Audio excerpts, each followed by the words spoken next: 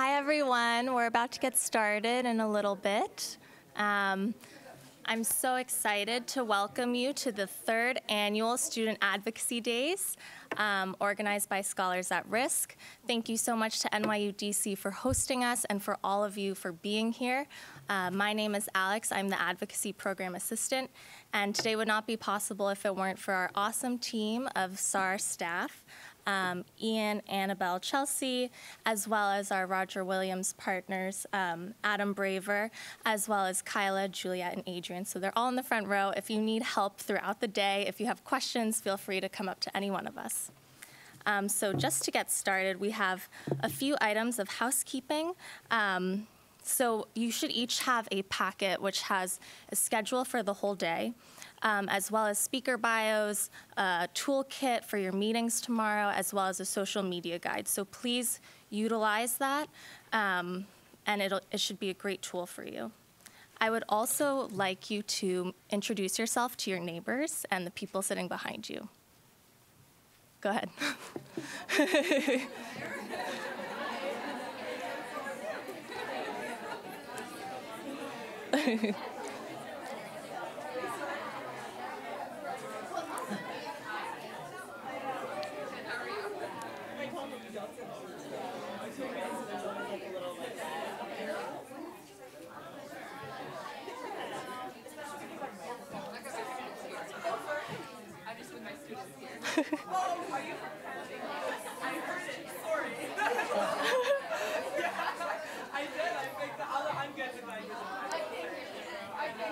Okay, this is great. Bring it back.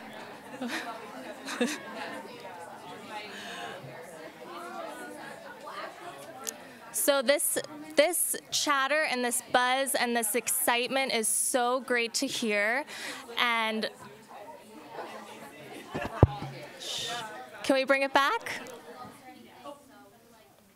Okay, so I'm so excited to hear how much buzz and chatter and excitement there is in this room. That's what today is about. We're here to advocate on behalf of imprisoned scholars. We're here to ask questions, to learn, and to hear from incredible speakers like our upcoming speaker. So please, I encourage you and invite you to meet people in this room who you don't know yet, to mingle about. This is a great opportunity for you to meet other students who care about human rights and academic freedom. I don't think there are too many opportunities like this. At least in my undergrad experience, I was not exposed to this kind of experience. So I encourage you to take advantage. Additionally, I invite you to utilize social media today to further spread your message and your advocacy on behalf of imprisoned scholars. Some housekeeping, so no food is allowed in this auditorium, no drinks. We want to keep this space pristine and respect NYU DC for hosting us. Additionally, there are bathrooms located, so if you go upstairs and you face the right, there's bathrooms there. There's also bathrooms on the main floor where you first entered on the right side. Cool. Another technical issue that we're having, so this mic podium is working and projecting. However, our other mics aren't projecting, but we'll still need to use them because this event is being live streamed and recorded. So please speak into the mics when we have Q&As and panels and things like that. So first, I'd like to invite Juliet, who's one of our Roger Williams student coordinators. She, along with Adrian and Kyla, are communicating across student advocacy seminars, coordinating advocacy and communications amongst you all. So I'm sure some of you have already spoken to Juliet. So welcome. Thank you. Hello. I'd like to just introduce our first guest speaker, Representative Henry Waxman. Just a little background on him. Henry Waxman has spent 40 years serving in the House of Representatives. He had the distinction, that's him right now, he had the distinction of serving as chairman and ranking member of the Energy and Commerce Committee and Committee on Oversight and Government Reform. He also served as chairman and ranking member of the Energy and Commerce Committee's subcommittee on health and the environment. His legislative work and tenacity has earned him recognition as one of the most accomplished legislators of our time by a Washington Post columnist, and tougher than a boiled owl by Senator Alan Simpson when pushing for passage of the landmark Clean Air Act amendments of 1990.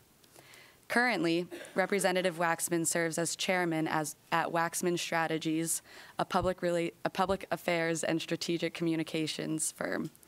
He advises clients on public policy and continues to focus on the issues he championed while in Congress, including healthcare, environment, energy, technology, and telecommunications. In addition, he serves as a Regent Lecturer for the University of California, Los Angeles, and as an advisor and lecturer at the Johns Hopkins Bloomberg School of Public Health. So please welcome Representative Mr. Henry Waxman.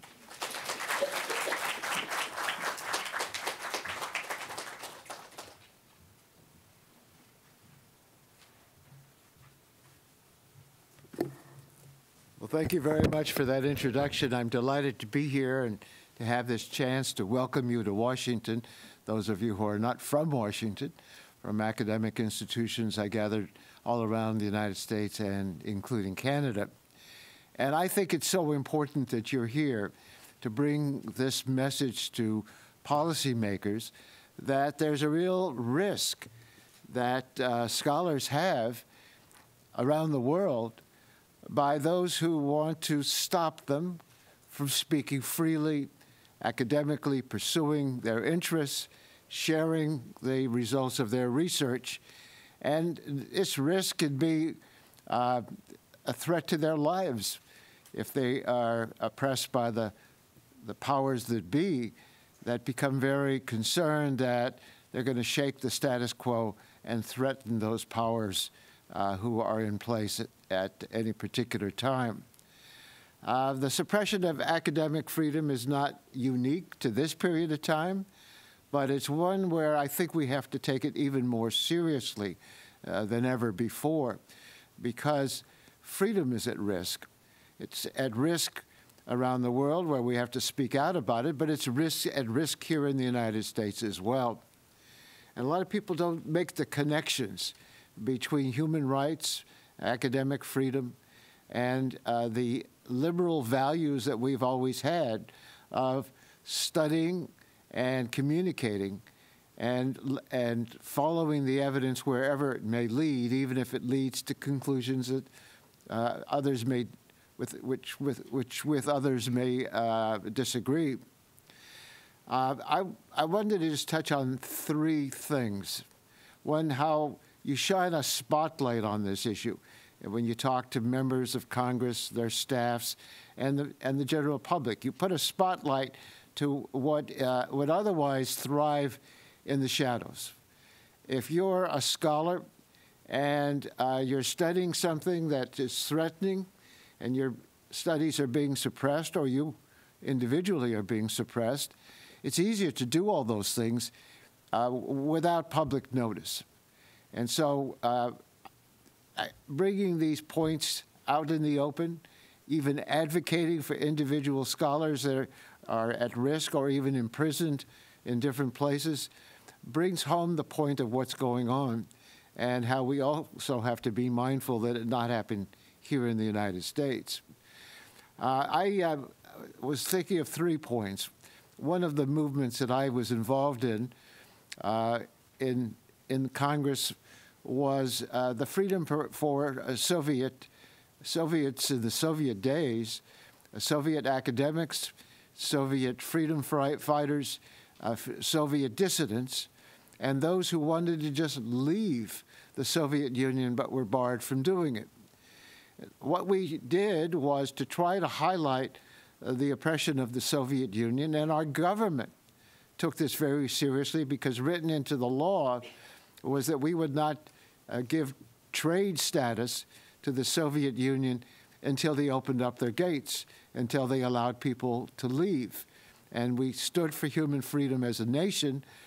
A lot of people said, well, this is ridiculous to do this. Why are we trying to interfere in their internal matters? But we talked about it in terms of the broader freedoms that we respect generally wherever they may be. but we brought home the point of individuals that were at risk. Some individuals didn't want to be highlighted, and we respected that. But some felt that there was a sense of help to them if they could be thought of as people who were being oppressed in the Soviet Union and had people other places know about them.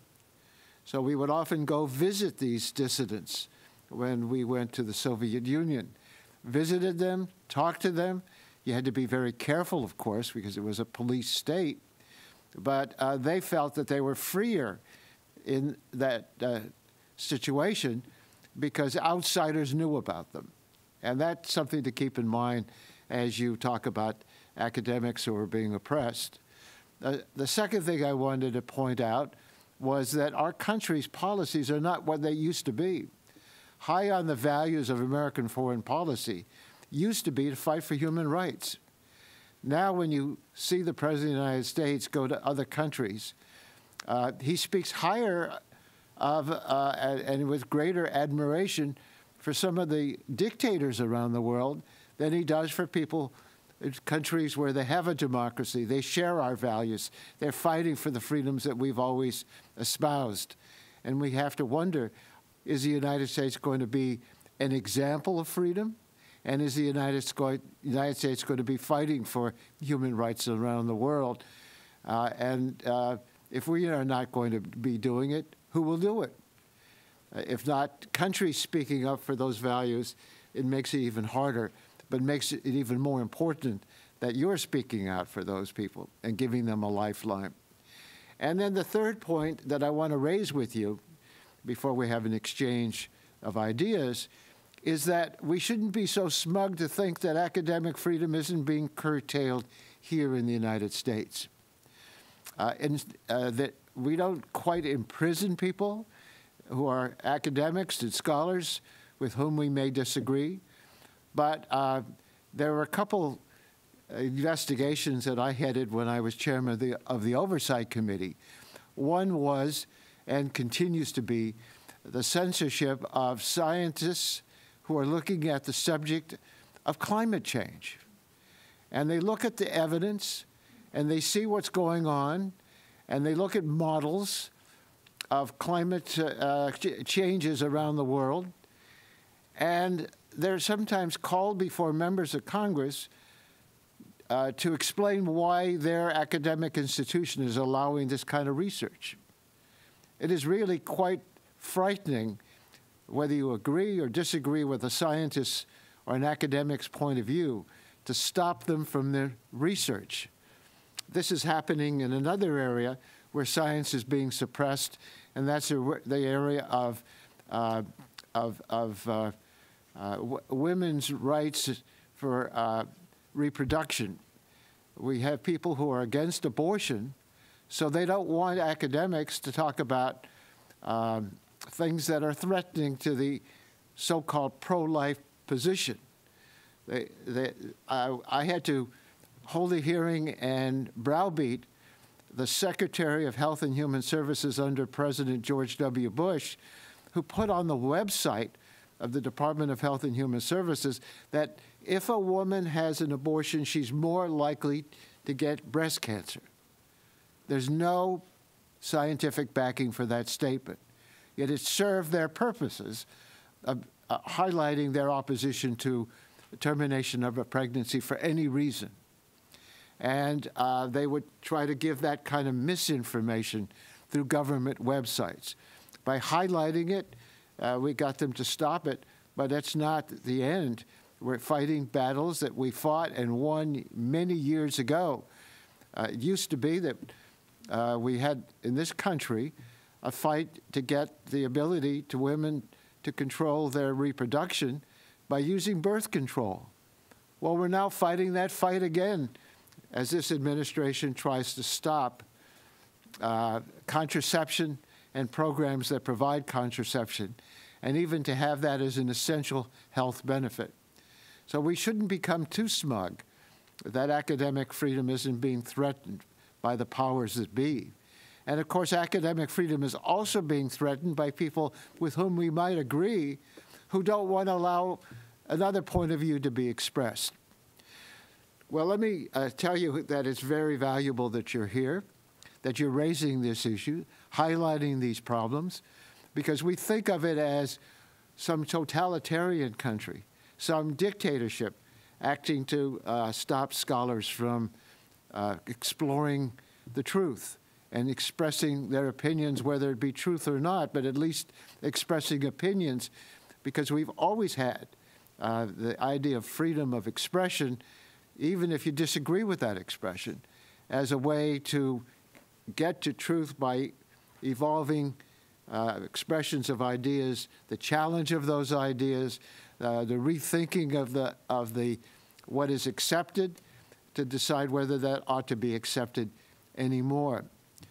I had to pack up when I left Congress a tremendous amount of stuff that I had been given over the years, and I had a lot of books. But some of the books that were the most impressive were books about how the idea of species evolving couldn't have been possible.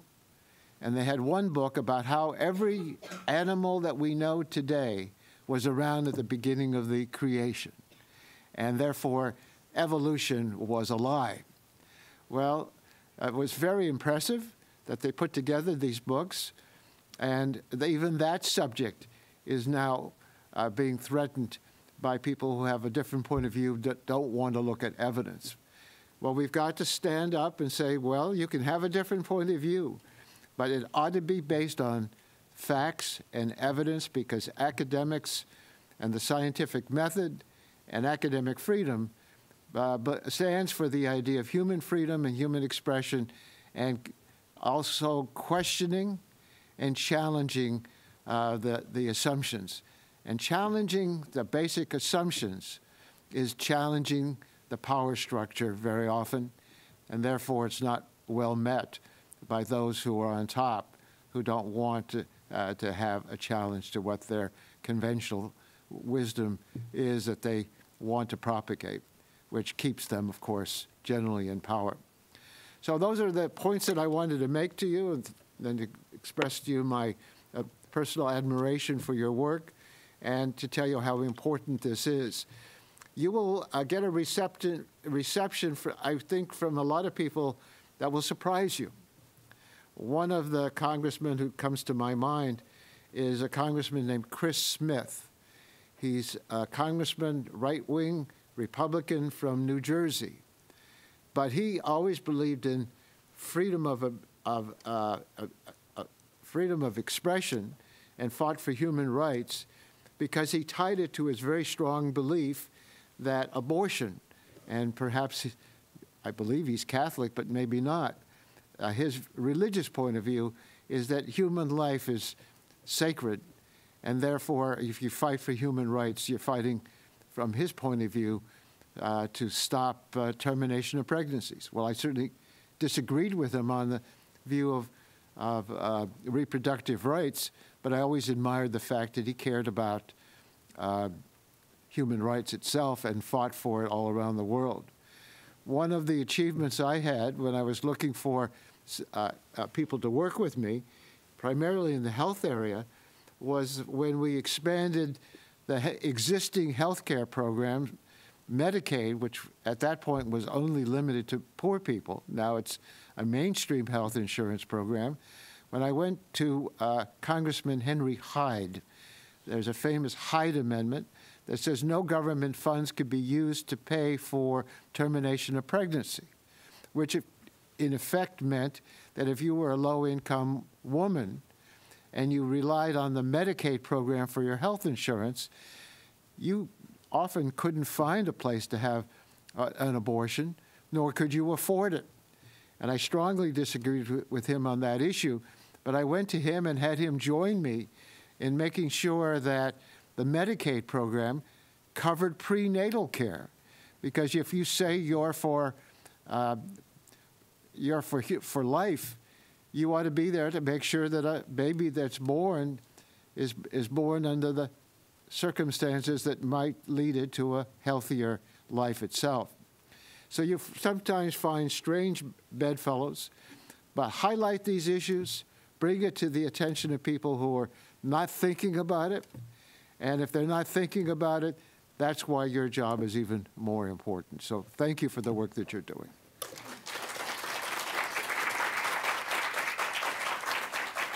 And I know I'm your first speaker, so you may be feel awkward to ask me questions. You'll get warmed up later. I've looked at the program. You're going to have a lot of interesting speakers and opportunities to explore ideas. But let's start now. Don't be shy.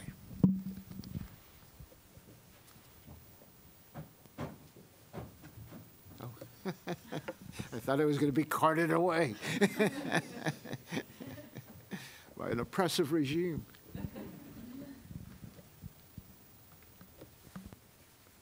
Hi, thank you for that very informative and inspiring talk. I'm Lily Ginsburg from Sarah Lawrence College. I really benefited from it. I'm just curious as to when you visited the Soviet Union and who you were meeting with. I understand that was a very turbulent time. So Yeah. Well, it was a very interesting experience because there were organizations. I was visiting Jews who were the ones who were asking to leave, and the Soviet Union, you know, in this country, we don't want to let people immigrate. The Soviet Union didn't want to let people emigrate, to leave. And they did things to stop them from leaving by saying that they had state secrets and wouldn't allow them to leave if they were also academics. And many of them were academics. So the Soviet Union would say they had state secrets, and they didn't acknowledge that they denied people the human right to leave a country when they wanted to. So so we had lists of people that the Jewish organizations had obtained from the human rights groups that were talking to them.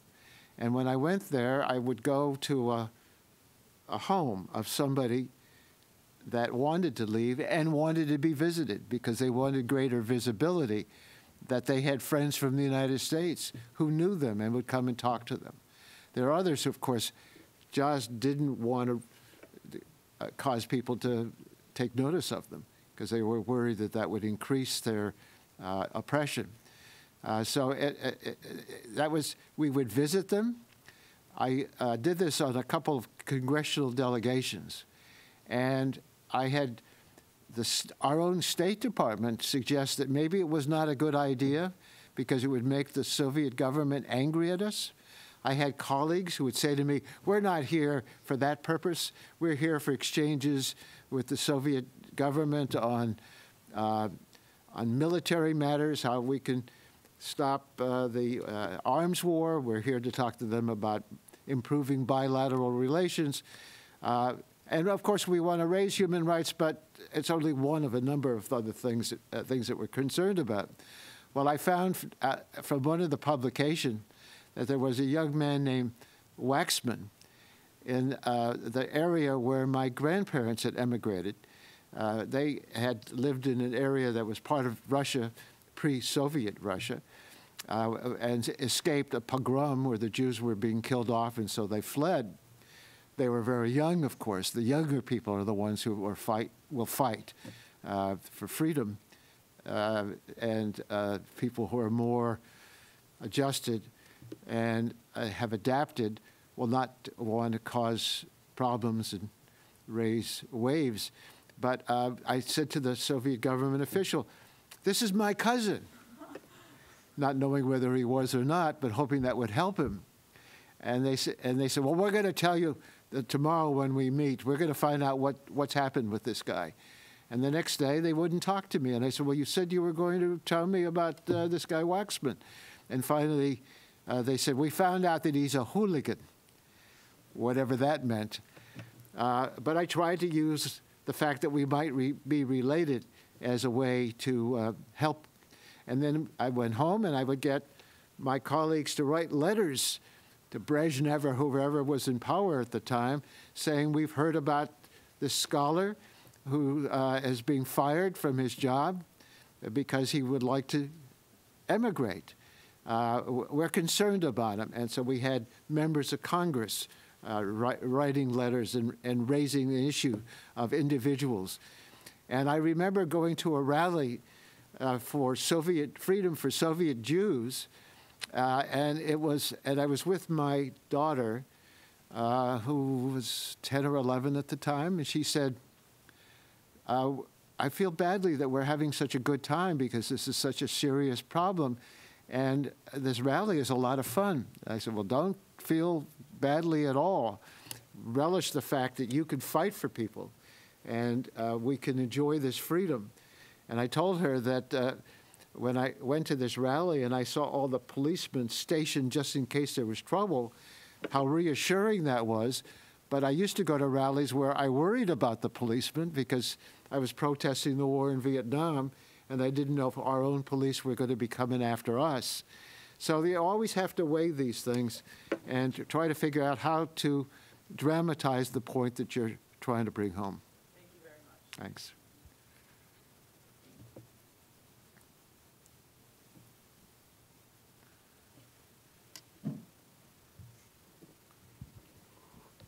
Hi, my name is Genesis Rico.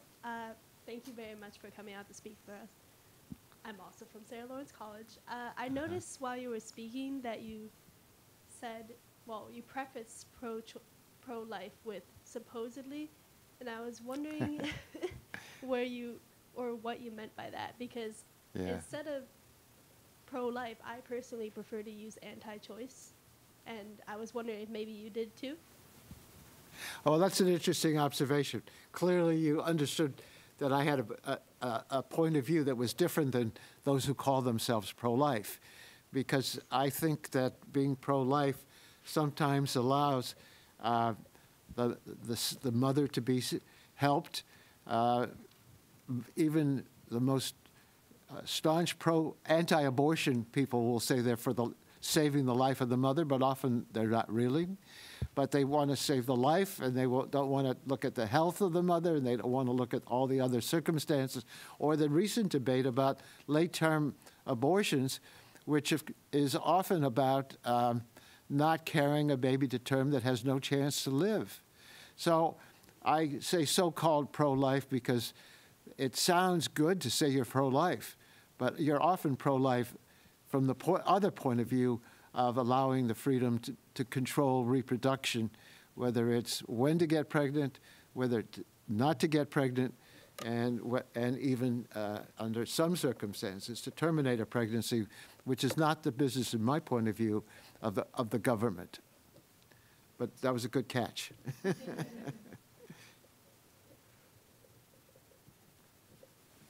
Professor Braver. You brought up the notion of, particularly when you're talking about the Soviets, of members of Congress raising the issue. I'm wondering if you could address, from your experience, and I guess probably putting it more in a contemporary lens, what influence members of Congress have when they write a letter to, say, Erdogan, you know, in Turkey, or Xi Jinping, or to their, you know, or to their counterparts of, you know, what the value of, and I don't mean that cynically. I just, you know, if you could address what the value of that is. Turkey's a good example. Turkey is a NATO ally. We're supposed to be on friendly terms. And I was at a meeting, several meetings. I've been in Istanbul throughout Turkey many times. But I was with a group that was talking about problems in the Middle East generally. We had academic scholars as well as members of the House and the Senate. And our luncheon speaker was an academic who talked about how Erdogan was leading Turkey in reconstituting the old empire, extending freedom to other places, and on and on and on, talking about how great Erdogan was. And I just thought that was a very peculiar, one-sided speech by an American. And I talked to some of the people afterwards, scholars afterwards, who I said, why do you think this woman would make those kinds of statements? Wouldn't she know better? And they said, well, you don't know better when you're in Turkey because the waiters could be spying on you. They could otherwise be monitoring what she might say. She was living in Turkey. And so there's always that threat that they want to hear you say the right line. But when people challenge what Erdogan is saying, or how more academics are imprisoned, or reporters are imprisoned in Turkey than almost anywhere else, it highlights that this is not a free country, even though they won't admit it. And putting their statements of how they're respecting freedom to a spotlight, you hope will change them. If it doesn't change them, it otherwise encourages people who are fighting for freedom. And I knew when I was fighting for Soviet Jews and Soviet dissidents, maybe it didn't help, but it helped in the way that they knew somebody else was speaking up for them. And it encouraged them and it strengthened their resolve. So I think you never know. Erdogan wants to buy American weapons, wants U.S. support. If he hears that there are people in the Congress, the government, and the academic settings that are critical, he can be sensitive to criticism. People who have power and oppress others are very sensitive to being called out. And that's something to always keep in mind. There was always a division when we were trying to figure out what is the best tactic. Do you raise a public fuss, or do you keep it quiet and have lines of communication that will hopefully help?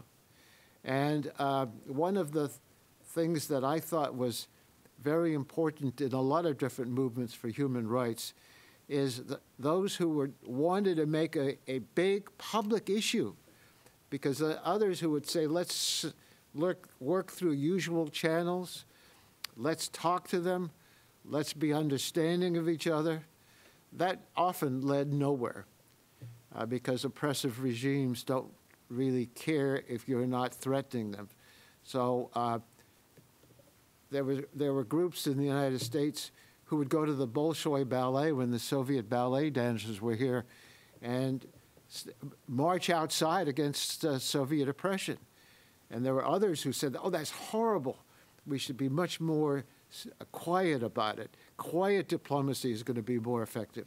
Well, they both have a point.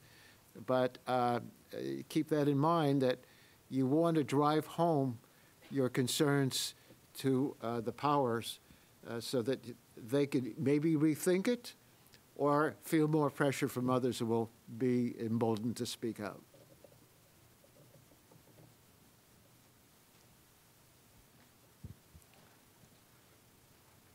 Yes. Hi, Congressman. Immensely grateful to have heard you speak today. Thank you so much, Thank you. sincerely. My name is Sam Turgeon Brademas. I'm from Canada, as you know from us meeting outside. Speak a little louder. Where in Canada are you? Ottawa. Uh-huh. Yeah, from the capital.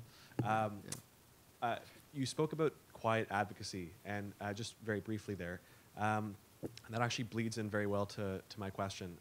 So we're all being very outspoken advocates for our respective scholars in each of our different cases to try and raise awareness and show international pressure and support for those scholars.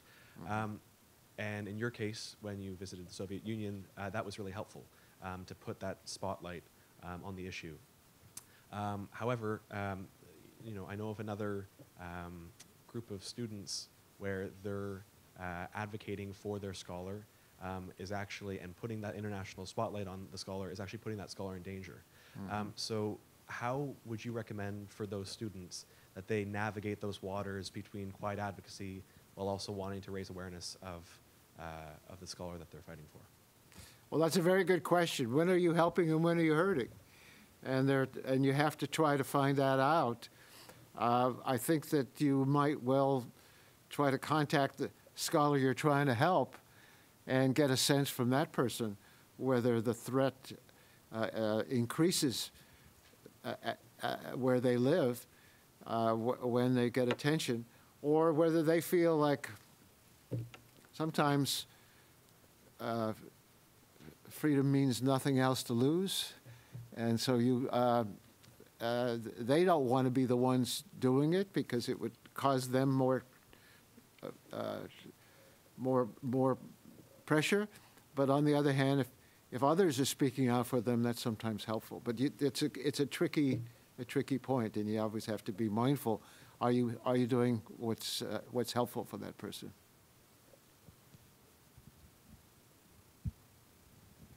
Hi, thank you for all the information that you gave us today. My name is Olivia Roberts. I'm with the University of Iowa. I guess one thing that you mentioned is that you had disagreeing views with Hyde, and so like as us going into these meetings tomorrow and today, I was just wondering like what is the best approach without feeling discouraged that they might not agree with us if we don't agree with like their views as well. I think that's a very important point, because you'll be talking to people with whom you'll disagree a lot on a lot of issues. And you shouldn't paint them with a broad brush and say they're not going to care about these matters, because some of the people that may disagree with you on this and this and this and this will understand what's going on and can identify with what scholars are facing. They don't think of it ever happening here, but they could see how, if it's happening elsewhere, that speaking out about it could be important, especially when they identify that when those scholars are asking for human rights and human freedom and academic liberties, that they may be speaking out for the values of the United States, the kinds of values that transcend the divisions that we see on a day-to-day basis over environment or on the wall or immigration or choice or any of these other matters. There is, hopefully we can get to the point in this country that people can tap into the United States being, as what Ronald Reagan said, a city on the hill. And I was around during the Reagan years and disagreed with him on many, many things, but admired the fact that he spoke up for the United States, being a bastion for freedom and fighting for freedom around the world. Be tolerable. Be tolerable to others with whom you disagree, and look for opportunities to find an issue like this where I think most people are fair-minded and will agree a scholar should not be oppressed for exploring research and expressing ideas. Question here. Is this going to be the last one? Okay. Last one, and we need a mic. Hi, I'm Tatum, and I'm from Illinois Wesleyan University, and you kind of touched briefly on like the censorship of climate change scientists in this country, and I was wondering, in your opinion, what you thought was like kind of the origins of the climate change denial culture in this country. I'm not sure that I can answer it fully, because I'm amazed that the issues become polarized and Democrats are on one side and Republicans on the other, because we're talking about, I often say to people, if there's a 10% chance that those of us who are frightened of climate change, if there's a 10% chance that we're right, do you want to take that chance to destroy the only atmosphere we share on this planet? Because if you're wrong, the consequences are going to be so grave for everyone. But I think that the polarization on this issue is partly the economic powers that don't want change, the coal industry that thinks that if it weren't for those people who want to go to renewable fuels and threaten coal, which has been a powerful force and is now has the power of cultural backing. A lot of people in West Virginia and Ohio and other places where they have been dependent on coal, they're not even dependent on coal economically anymore, but to them it's their lifestyle that's being threatened by those who they feel are looking down on them. So it becomes ingrained in a broader psychological point of view and fear. So that's part of it. It's been paid for and by those who benefit economically if they could keep the status quo on energy. It's not going to happen as much as President Trump will say, I want to protect the coal industry. Well, they're not viable economically. The market, he says he supports the free market policies, but the market is not going to reward that any longer. But even as the market and things change, if we don't change fast enough, and those of us who believe the scientists who tell us to be worried about the accumulation of carbon and other greenhouse gases, it's not, the problem is that there's an accumulation of this pollution that threatens the planet, not that it happens and it blows away. It's staying in the atmosphere and therefore heating up the planet and threatening the climate and threatening a lot of human life and economic well-being and even national security. I have strong feelings on this issue. Sorry. One more question for you. Yes. Thank you so much for this wonderful, wonderful talk. My name is Melanie Adrian. I'm from Carleton University in Ottawa. And I am wondering if you could give us some tactical advice.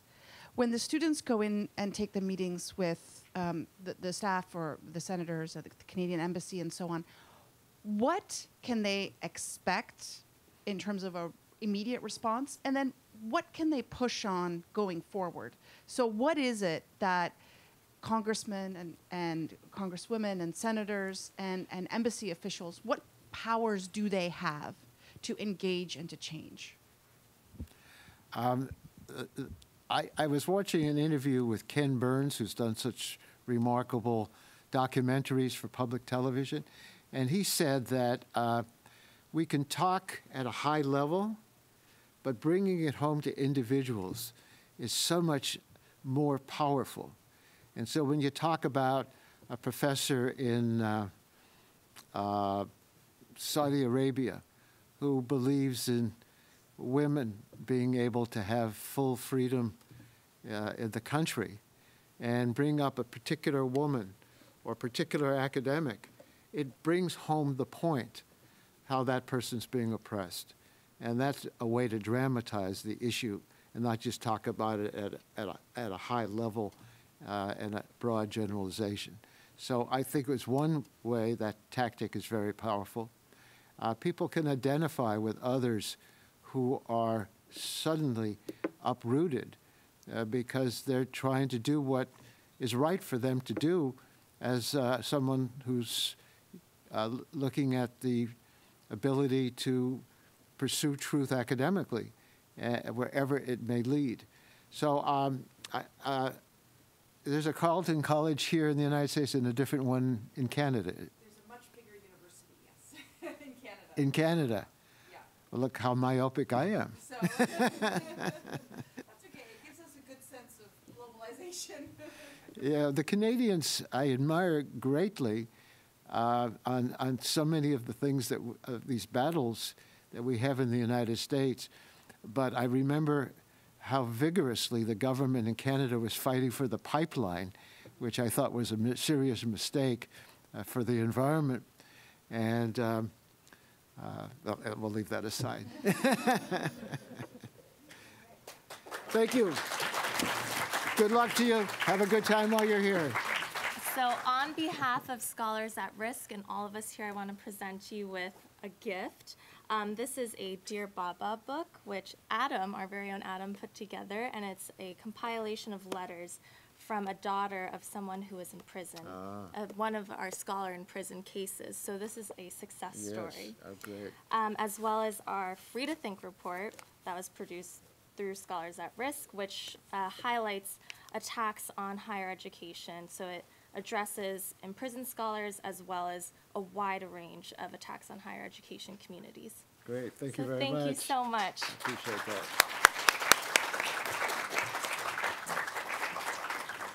Okay, Next up on the agenda, we have our seminar case presentations. So I'd like to call up Adrian and Kyla, who are our other student coordinators, who will be facilitating this part.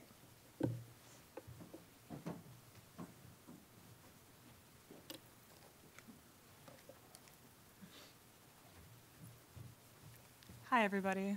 Hi. So momentarily, we'll be calling down student seminars for each case.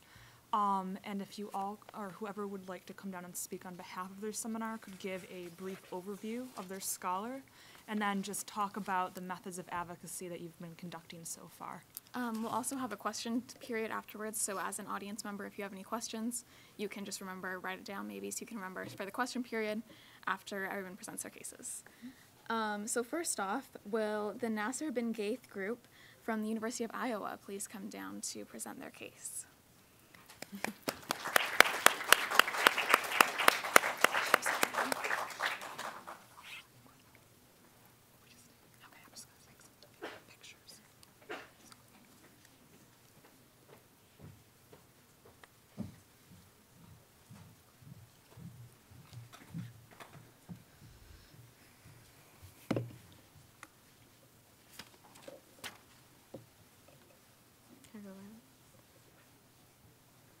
All right. Hi, everyone. My name is Hiba Jarmakani, and as they stated, we're doing the Dr. Nasser bin Gaith case. Dr. Nasser is an economist, a prominent academic, and a human rights defender from the United Arab Emirates. He was forcibly disappeared for an extended period of time. His location was unknown, and his family obviously could not contact him because of this. And he was also tortured at a facility that was not later known, or wasn't known until later. And as a result of this, he was never able to put together a proper legal defense team and was handed a 10-year prison sentence in March of 2017. The primary crime that he was tried for was his expression to his freedom of speech and association. And part of this goes along with the tweets that he tweeted out that were critical of the United Arab Emirates government. Basically, he was trying to hold the UAE accountable for their allyship with Egypt for the Rabaa massacre that occurred in Egypt in 2013. And he was pushing for government officials to hold the people that carried out that massacre accountable. And so they tried him for so-called threatening the reputation of a foreign ally. They also tried him under their 2014 Counterterrorism Act, which is an act that very loosely and broadly defines what it means to be a terrorist. Basically, it calls anybody that peacefully opposes the UAE government a terrorist. And that is what he was condemned for. And he was put in a maximum security prison known as El Razin. And many human rights organizations have tried to conduct inquiries into his treatment and have not been quite successful. The authorities have not let them engage with them at all. But it is known that Dr. Nasser has been on a hunger strike since November 2018. His health condition is rapidly deteriorating. He has health conditions before he was sent to prison. He has an enlarged heart and has been denied medications for this. And his overall health, he's barely able to stand anymore. And just very, very rapid decline in his overall health. Hi, my name is Olivia Roberts. Advocacy-wise, we thought that utilizing social media would be the best approach because it happened via Twitter. And so we have been trying to demand better medical care for him because that's unheard of that he is being denied proper medical care. We are in the beginning stages of having events at our university to raise awareness to this issue, as we have future educators on our campus and they would understand how important it is to have that academic freedom. as well as writing to our local representatives to bring awareness to this issue, and yeah, obviously being here as well to bring more awareness. So that's our main deal.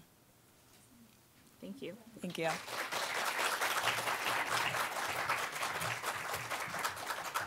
Awesome. Thank you so much, guys. So now could UBC students representing Dr. Ahmadreza Jalali come down? Thank you.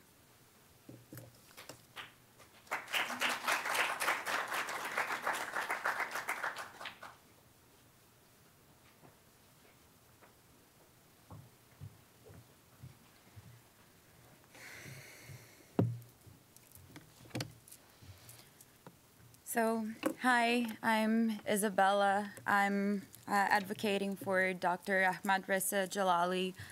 He's an Iranian-Swedish doctor that focuses on medical disaster. He has taught in universities in Italy, Sweden, and Belgium. He was also granted Swedish citizenship in an attempt for the European Union to advocate on his behalf and give more pressure for the international community for Iran to release him. About his case, he was arrested while attending scholarly events in Iran. He was on the suspicions of espionage. He was later convicted of corruption on earth and has ever since been detained in solitary without any access to his lawyers, family, and he has been denied fair trial as well as appeals, and he doesn't have any contact whatsoever with his attorneys. He has been denied one, and for that reason, he had to forcibly sign a confession that he was actually doing this corruption on earth against the country. He told us, not us, I mean his wife, about the confession being under torture, and we're also very concerned about his medical condition. So he was arrested in 2016, and throughout the years, he has developed many health issues, including kidney issues, heart issues, as well as a hernia. He had a hernia surgery in November, I believe, and he was returned to the prison a day after, which already complicated things. And now he's suspected of having leukemia, and he's still denied medical care. His case was advocated when it first happened a lot. They got 250,000 signatures in a petition for him to be released, and it did essentially nothing. So our plans for advocacy is actually to focus on the health issues and potentially branch it out to include a compassionate release later on. But right now, we're trying to get him the medical attention he needs because he's very much essentially dying at this point. So we've created a petition with this health spin to it, and we're also trying to create noise around his case because it's been so long that people are starting to disconnect. So we're trying to raise more awareness and keep the noise going, the buzz going, and trying to also give him as much hope as possible. We're trying to incorporate a kind of a program, a plan to send out letters to him. We started it off with our group and maybe try to give him as much hope as possible, as well as public awareness and the petition. So on top of our petition, we're also working to continue to work on our grassroots to make that noise about his case again. So we reached out to the Washington Post here as well because a Washington Post reporter was also in prison in the same prison that Dr. Jalali is being held at right now. We're also trying to write open letters to our members of parliament back in Canada to make sure that we have different approaches in the international community about this case. We're trying to apply as much pressure as possible because the issue is very much pressing. His health conditions are deteriorating, and because he's in death row, he can be sentenced to death at any point. And it can be carried out at any point right now. So we're here advocating on his behalf because anything will help at this point. Yeah, essentially.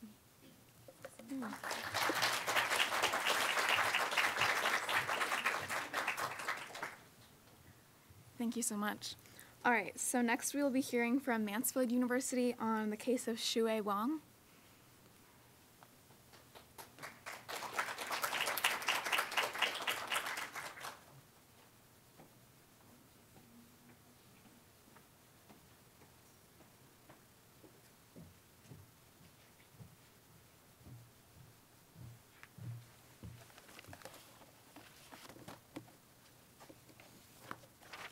Hi, everyone. My name is Sam Finch. I'm from Mansfield University, which is in Pennsylvania. I'm the only representative from Mansfield, but we are working on, in our honors seminar, advocacy seminar, the case of Shiwei Wong, who was born in China in 1980, which makes him 39. He was a naturalized American citizen in 2009, and he is a Princeton University PhD student in history. His area of expertise is Eurasian history, and his interest in languages and history brought him to Iran in 2016 to conduct research for his dissertation on the Qajar dynasty, which most of the records he was looking at date from the early 20th century and before. So he received permission through the Pakistani embassy to conduct research in various Iranian libraries and archives. He was perfectly transparent about everything he was doing in Iran. He thought he had received permission from all the relevant authorities, and then in August of 2016 he was arrested and sent to Evin prison in Tehran, which is notorious for human rights abuses. He was charged with espionage, which clearly he wasn't a spy, because the records he was looking at were publicly available. He had the permission of the government, and they weren't particularly sensitive. They have nothing to do with the Islamic Republic that runs Iran today. So anyway, in 2017, April 2017, he was convicted of espionage and sentenced to 10 years in prison. He was at least transferred to a public prison, which is good, not quite as brutal as Evin prison. There are some health concerns with Shiwei Wong. Nothing life-threatening, really, but he does have horribly inadequate medical treatment. He's had bouts of fevers, and the only thing they give him are painkillers and antidepressants. He's been forced to sit cross-legged for really long periods of time, and so his joints are not good. I got the opportunity to speak with his wife over Skype, and she's in contact with him every day over the phone, but she hasn't seen him, hasn't seen a picture or anything of him since he was arrested in 2016. This is really a geopolitically motivated detention. You know, you have to put this in the context of our really bad relationship with Iran at the moment. He's being used as a political pawn, a bargaining chip in Iran's possible future negotiations with the United States. There's not a lot of movement in the case right now. Again, it's just the bad relationship with Iran. I think that the target of our advocacy, I mean, we're just getting things rolling at Mansfield, but it just needs to be getting people talking about Shiwei Wong's case. That's the best way to keep the pressure on our government, the U.S. government, to try to sue for his release, and also to keep international pressure on Iran. You know, we can't just let them get away with treating Shiwei Wong this way, mistreating him with impunity. We're on Twitter, and we're doing some events on campus just to raise awareness, and we're hoping to branch out to the community and then go out from there and to keep people talking about it.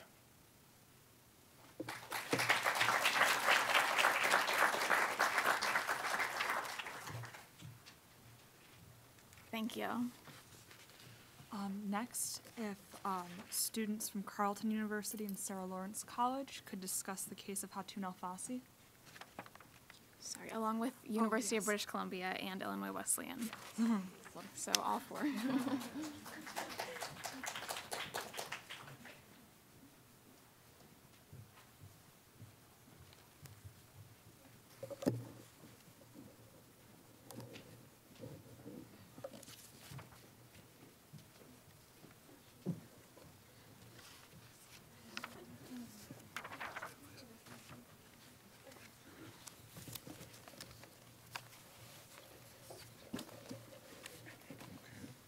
Hi, everyone. My name is Dina Mufti, and as part of a Carleton University, University of British Columbia collaboration, we've been working on the case of Dr. Hatun Al-Fassi, who is a Saudi Arabian scholar and prominent women's rights activist. Dr. Al-Fassi had been placed under a travel ban and subsequently arrested on the 24th of June 2018 amid a crackdown against human rights defenders throughout the kingdom. The process saw several Saudi women's rights activists arbitrarily arrested on unfounded charges such as, quote, providing financial support for foreign enemies and, quote, suspicious contact with foreign parties. Having been a successful proponent of the lifting of the ban on women driving in the kingdom, as well as having been the first woman behind the wheel after the ban had officially been lifted, Dr. Al-Fassi has been held incommunicado at the Al Hayir prison south of Riyadh. During the course of her imprisonment, allegations of torture and sexual abuse have surfaced. So, do you want to go? Sure. Okay. So our main advocacy platform that we decided to take on, we really wanted to have some sort of an action that would be meaningful, that would raise the case to the attention of the Canadian government, and also was some sort of an advocacy platform that enabled people to join in and to have some sort of a physical impact on bringing about Dr. Hatun Al-Fassi's safety. And so in light of that, we decided to create a petition, petition E1894, in the Canadian government in partnership with the Canadian Parliamentary Secretary to the Minister of Heritage, Canadian Heritage and Multiculturalism, Mr. Gary Ananasangre, who has had previous relationships with Scholars at Risk. And thanks to the help of Mr. Ananasangre in sponsoring our petition, we were able to then create a series of social media posts and begin our advocacy efforts on social media. Again, always promoting some sort of a physical impact that people could have by signing the petition and joining in on our fight. And as of about a few weeks ago or so, we were extremely happy and very grateful to have surpassed 500 signatures on our petition. And in doing so, it means now that our petition will be tabled in the House of Commons in the coming weeks, which is very exciting. So please stay tuned for that. And the main thing that was most important for us as we were choosing this platform and when we were drafting the petition, which also would be likely relevant to share with all of you, is that it's extremely beneficial to have a government who is very aligned with the issues of whatever your scholarly case is. And so that also involved a lot of background research, figuring out what issues Mr. Ananasangre aligned with personally, as well as the Canadian government. And being that the Prime Minister has been a very outspoken advocate for feminism around the world, we thought it would be very well timed. So in your advocacy efforts, I'm really grateful to have heard all the great things that everyone's doing thus far. Keep doing it. It's great, and it's having a meaningful impact. But if you're interested in doing work with your governments, whichever it may be, whether it's Canadian or American, it definitely helps to know a lot about similarities between what we're working on and with their issues that they feel passionate about. So the petition will be tabled in the House of Commons, and within 45 days, the Canadian government will be issuing some sort of a response, either issuing what they've done in the past to address a similar issue, or what they will do moving forward to speak out in defense of Professor Al-Fassi. So I'm Lauren from the University of British Columbia with my colleague Jean-V here. We were really fortunate to get to kind of take over the initiatives that Carleton University had started, or I guess continue and work in collaboration with them. So we started working on Hatun Al-Fassi's case in January, and the kind of immediate demand was to work to get the 500 signatures for this petition. And I want to thank Izzy and Sam for making it happen, because I think we had like 330 signatures like 10 days prior to the petition closing, and they somehow, I don't know how you did it, but like 250 signatures really quickly. So the advocacy for that has consisted predominantly of outreach, so utilizing our kind of respective network streams on campuses, looking at university clubs and departments, professors, students, local nonprofits that work with women's rights initiatives, local Amnesty International Vancouver chapter, just kind of spreading word of the petition. And we're also kind of in the process of securing a means of collaboration with the Middle East Studies Association, who recently awarded Hatun El-Fassi the Academic Freedom Award in November 2018. And then while in Washington, D.C., my colleagues from Carleton and Genvi and I will be meeting with staff of the Tom Lantos Human Rights Commission and the staff of Honorary Member of Congress Salud Carbajal, who is from California, who's taken up El-Fassi's case under the Tom Lantos Human Rights Commission Defending Freedoms Project. We'll also be meeting with New Jersey Senator Cory Booker, and staff of the Office of Oregon Senator Ron Wyden, as I'm an Oregon resident, and staff of the Canadian Embassy. Do you guys have anything to add? So, actually, this is a very new case for Illinois Wesleyan University. We were originally working on the case in Thailand, but that got dropped. So this is actually kind of our first advocacy work with the case, and so we're going to go around tomorrow and meet with different members of Congress, and it's an important case in a sense for the United States because we have, one could say, very lucrative ties to Saudi Arabia. We sell millions of dollars worth of weapons to Saudi Arabia every year, yet we still kind of overlook these human rights abuses because of our lucrative deals with Saudi Arabia. So we're hoping to just kind of, in our advocacy work, highlight that this is not okay, and really we should be holding the countries that we have deals with to higher standards in terms of human rights. I think that's all. Thank you. Excellent.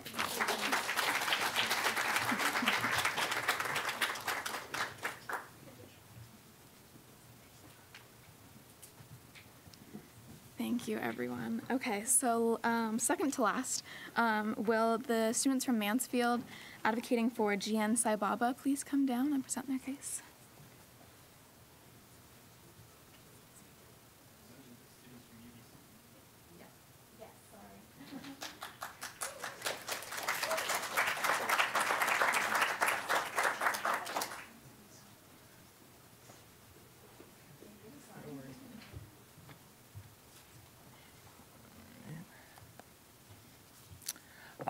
Hi, my name's Zias Shroff from the University of British Columbia. Like the other delegates from UBC, we kind of started working on this case at the start of the year. And so far, we've progressed, I'd say, quite a bit in managing to broaden connections and stuff like that. But I'll tell you about the case a bit first. So Jian Sai Baba is an Indian scholar, and he's a professor of comparative literature at the University of at Delhi University in India. He's been one of the leading critics against the Indian government on anti-Naxalite campaigns, which is anti-communist campaigns, and which is led by Operation Green Hunt by the Indian government. And he's also a strong critic of the Indian government's willingness to sell mineral-rich land of the indigenous people of India to the highest bidder. And so because of that, and because he's so outspoken, and because he's so overt about his criticism of the Indian government, in 2014, he was arrested and charged under the Unlawful Prevention Act and criminal conspiracy. And he was charged due to possession of Naxal or communist literature, even though he was a comparative literature professor. And it was claimed that this literature was used to incite violence and war against the nation. In 2016, he was granted bail, but he was held for 2 years in solitary confinement in the Anda cell, which is a notoriously brutal prison in the district of Gadracholi. And then, so he was granted bail in 2016, and then finally in 2017, he was sentenced to life in prison. The unfortunate part of Jian Sai Baba's case is that he's suffering from 19 different ailments, including post-polio syndrome, and he's 90% disabled, so he's in a wheelchair as well. And so in addition to that, the prosecution has failed to provide evidence on the allegations that they found during their raid. According to what's more peculiar about the case is that according to the UN International Convention Against Torture and other cruel, inhumane, degrading treatment or punishment, this case and what they're doing to Jian Sai-Baba would be internationally classified as torture. But what's unfortunate is that neither in the Indian Penal Code nor in the Indian Criminal Procedural Code does India address torture in any way. So there is no law about torture or regarding torture anywhere in the Indian government. And so since the case started pretty early on in 2014, there have been a lot of groups and a lot of officials, including UN experts, Canadian officials, and others who have spoken out against the Indian government doing what they are doing to Jian Sai-Baba. But since it has been close to 4 to 5 years, there is decreasing momentum. And so what we're trying to do at the University of British Columbia is trying to gain momentum again. We're in contact with a bunch of local newspaper groups along with the Free Sai-Baba Coalition in the US in order to try to gain momentum in the grassroots and try to put pressure on the Indian government, not only from the side of officials, but also from the side of regular students, regular people, just to show the Indian government that it's not only officials that are watching the case, but everyone is watching the case and judging India based on what they're doing. Thank you.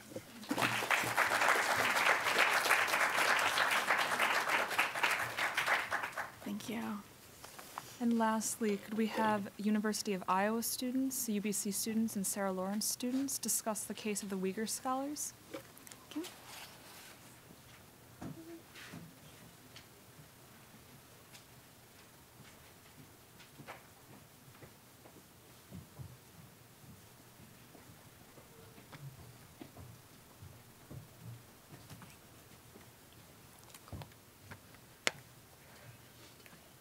Are you guys British? Which school are you? I'm Iowa. All right, do you guys want to start? Yeah, go for it. Okay. I'm just making sure we're all on the same page. Hi, my name's Zoe. I'm from the University of Iowa, and me, along with 2 of my classmates, Dylan and Jessica, have been working on Professor Ilyam Todi's case over in Uyghur, China. So he's a scholar of economics, and he's a huge advocate and supporter of Uyghur rights. He was arrested on January 15th in 2014 and was later convicted that year of separatism and inciting violence.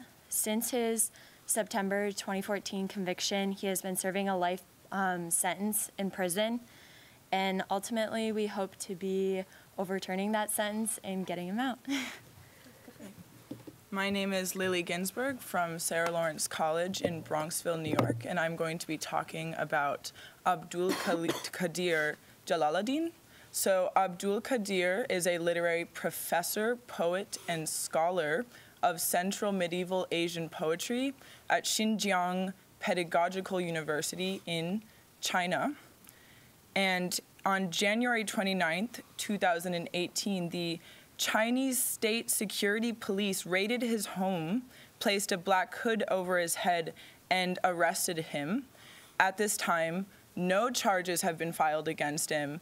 We do not know where he is actually located, and he remains in detention.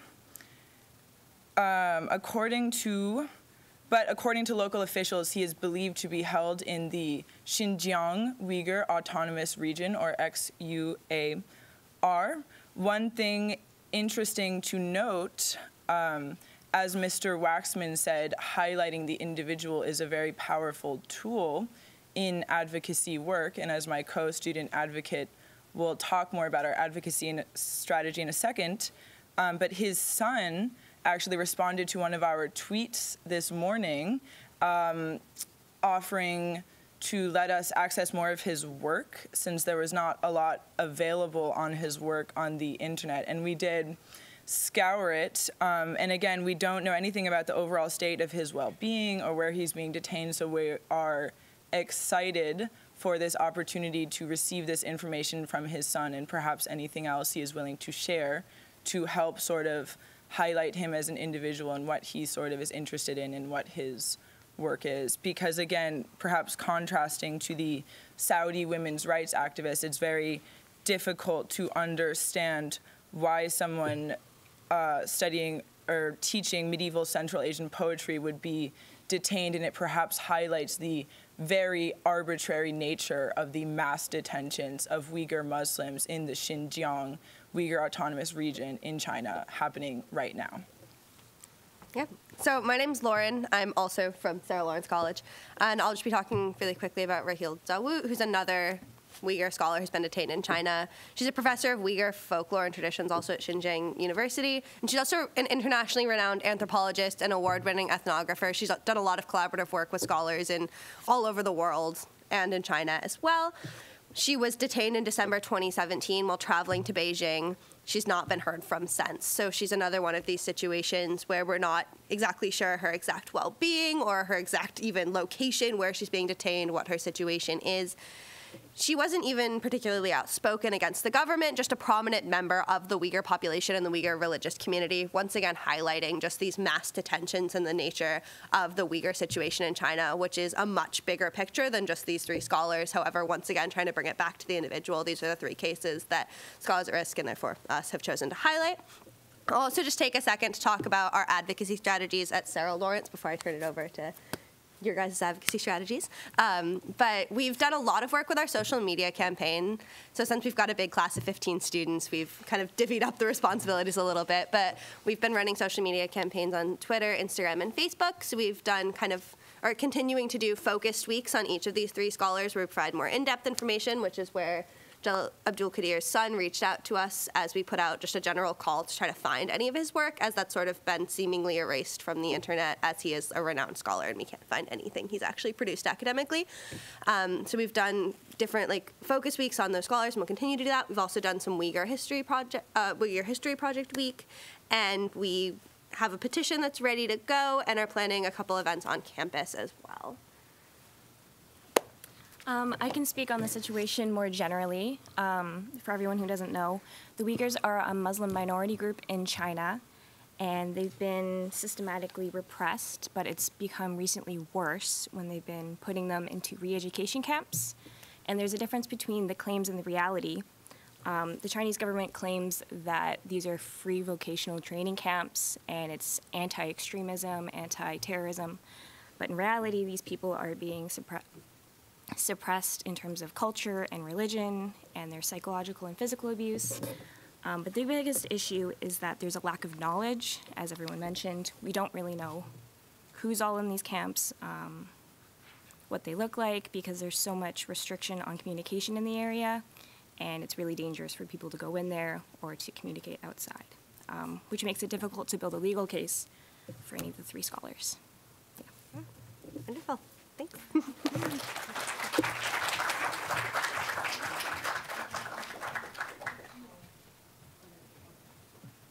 Awesome, thank you. So now we have just a little bit of time for some quick questions. So are there any either overall questions or more specific questions about any of the specific cases? Yeah, any thoughts, questions?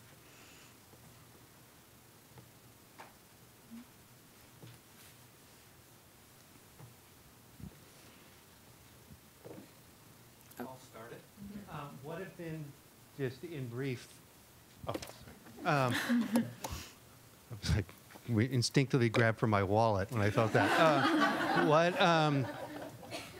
What have been, brief for each group, the challenges you've had in, we heard a little bit, sometimes getting information, or, but what have you found to be your biggest challenges as you've looked into these cases?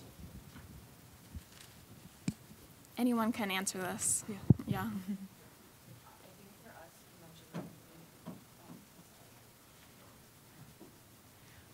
You did mention information. I'm part of the research team that we have. We kind of split up our responsibilities. And so we were researching just generically Uyghur culture, but also specifically the history of abuse that China has towards the Uyghurs. And yeah, for us, I think it was definitely finding credible sources and also sources that come directly from China, because they're not allowing photographers or journalists into the camps. They only have like fronts and like the pictures that are provided that are like stock photography. So we are trying to humanize the situation of these people, and we don't have information or photographs or anything that we can use. So it's definitely challenging in that sense. Yeah.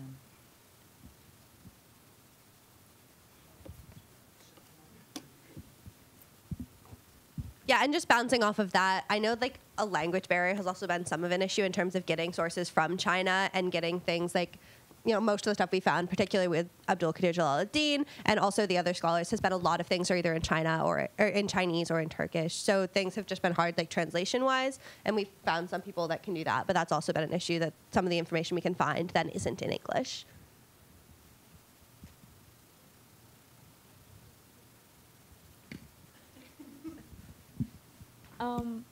Oh yeah, okay.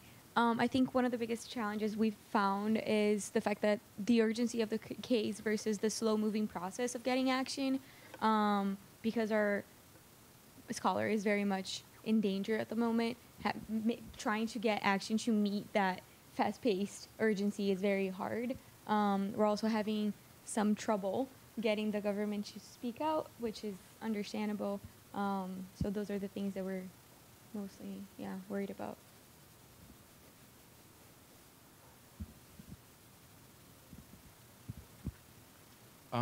We're working on the Uyghur cases, and something that we found hard, particularly at the University of Iowa, there's a huge international community, specifically students from China, and who do have knowledge of what is going on over there. So when I've spoken with a couple of Asian students who do have knowledge, they've been reluctant to speak on the issue just because they feel like their life is in danger, even just being in the United States and speaking about such a topic that's very sensitive to them.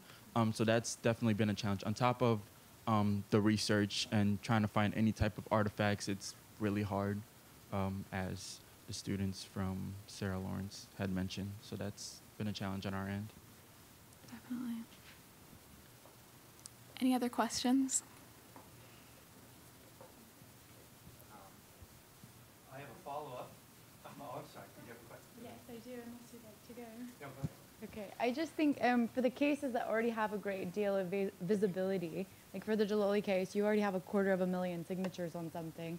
It's challenging to navigate what more can we do if there's already visibility, there's already kind of a spotlight shine on the case. So kind of navigating what do we do with the audiences that we already have the attention of, and how do we mobilize these audiences, because it's obviously not enough to just be aware of the case, but how do we get them to actually mobilize action, and to what extent does that stop, because we don't have that power, but it's a matter of getting someone else to speak up.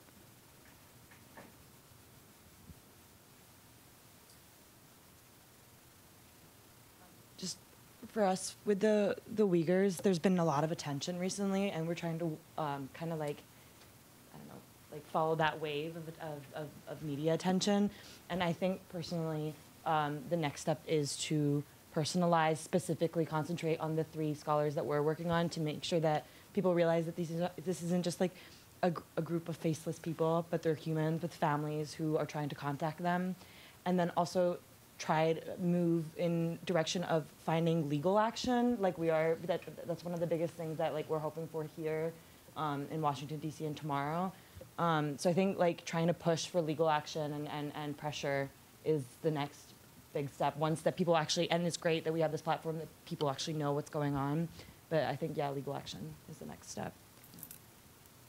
Okay, awesome. Any final comments or questions? We do have to probably keep it at one more question. Yeah, how about one more question? Okay, I have one question for one person to answer. What's been the biggest surprise for you doing this? And for example, were you surprised that something was say that bad? In the reasons you were in. What shocked you? I think, speaking personally, I was very pleasantly surprised by the willingness of the international community to work together. It was very actually sort of refreshing, quite frankly, amidst a lot of nationalist sympathies, around the world, no matter what the country is.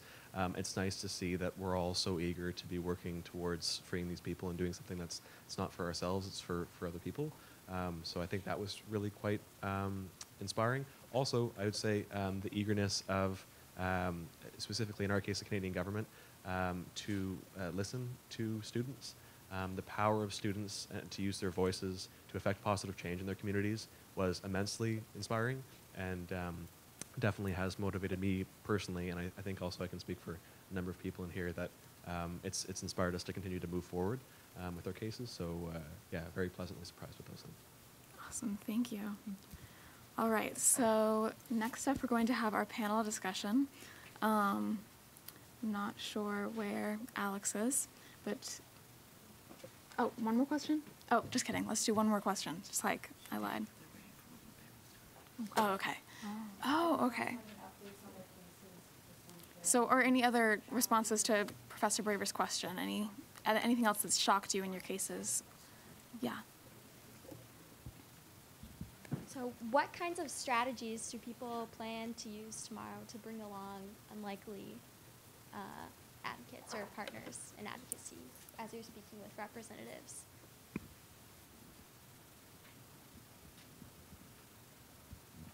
Hi. I mean, most of the representatives and stuff, people we targeted in our emailing and trying to get meetings with, tended to be either co-sponsors of the bills that are being passed in the in Congress, because there's 3 bills, 2 in the House and 1 in the Senate, or they were on the committees that the bills have been introduced to. And so we're more just hoping to get people to be more publicly active about the Uyghur cases and make public statements about those cases and in support of them.